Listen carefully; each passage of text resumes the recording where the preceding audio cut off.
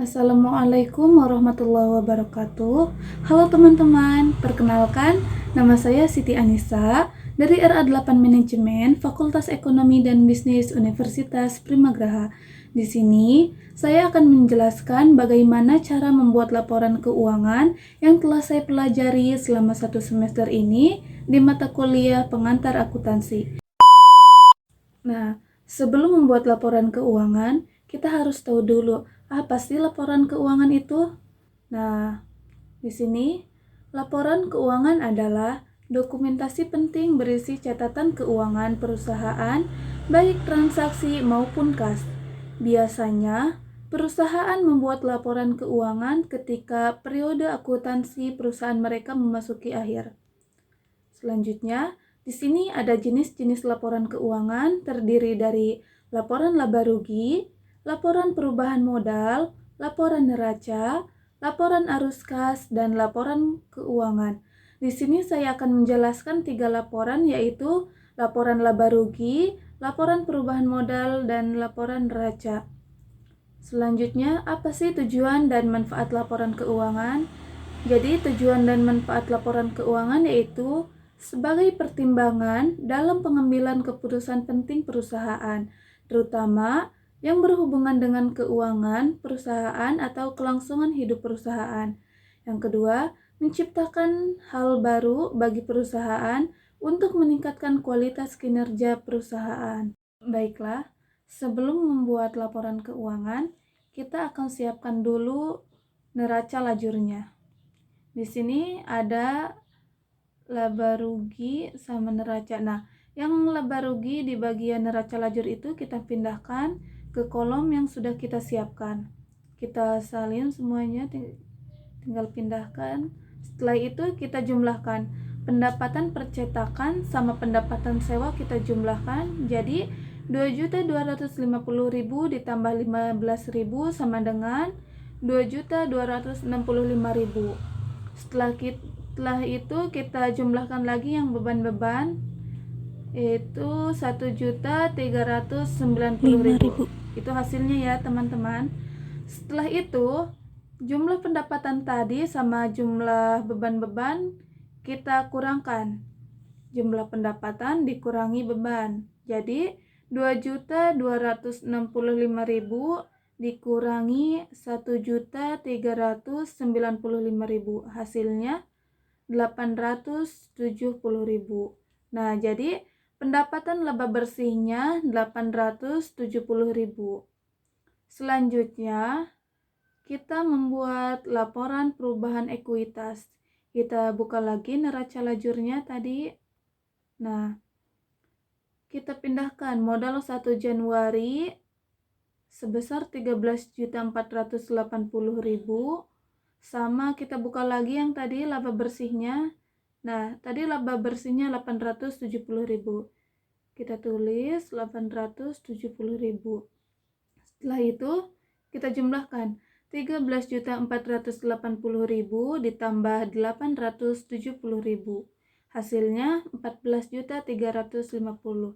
Setelah itu kita kurangkan sama prive-nya di sini 500.000, berarti 14.350.000 dikurangi 500.000 sama dengan 13.850.000. Nah, jadi modal 1 Januari itu modal awal ya, teman-teman. Dan di sini yang terakhir tadi modal 31 Januari yaitu modal akhirnya. Modal akhirnya berapa tadi? 13.850.000. Kalau sudah membuat laporan perubahan ekuitas, selanjutnya kita membuat laporan neraca. Nah, kita buka di neraca lajurnya yang bagian neraca. Di sini kita pindahkan semua. Nah, kita buat ada aset lancar, aset tetap, liabilitas, ekuitas atau modal pemilih. Di aset lancar kita simpan di sini kas, piutang, perlengkapan sama asuransi dibayar di muka.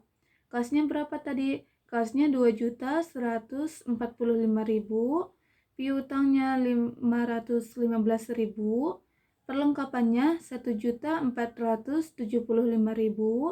asuransi dibayar di muka 40.000. Nah, di sini aset tetapnya ada mesin cetak 4.800.000, gedungnya 9 juta, akumulasi depresiasi mesinnya 100.000 sama akumulasi depresiasi gedungnya 150.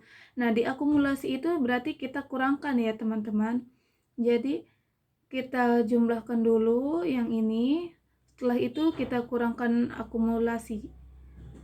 Nah, berarti hasilnya 17.725.000. Selanjutnya kita pindah ke liabilitas. Di liabilitas ada utang usaha senilai 1.700.000, ada utang wesel senilai 2 juta, sama ada pendapatan sewa diterima di muka. Itu masuknya liabilitas ya teman-teman. Setelah itu di ekuitas atau modal pemiliknya, di sini kita simpan modal Tuan Budi sebesar 13.850.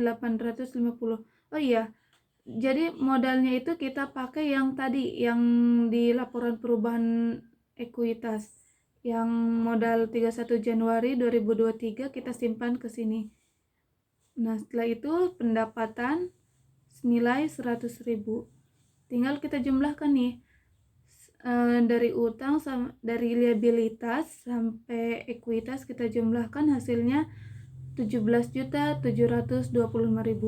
Nah, jadi teman-teman, di laporan neraca ini hasilnya harus balance ya, harus sama. Kalau tidak balance berarti ada kesalahan, entah dari cara nyimpen akunnya atau kurang teliti. Baiklah teman-teman, itu tadi cara membuat laporan keuangan yang terdiri dari laporan laba rugi, laporan perubahan ekuitas, sama laporan neraca. Terima kasih sudah menonton videonya sampai akhir. Mohon maaf jika masih ada kekurangan dan kesalahan. Wassalamualaikum warahmatullahi wabarakatuh.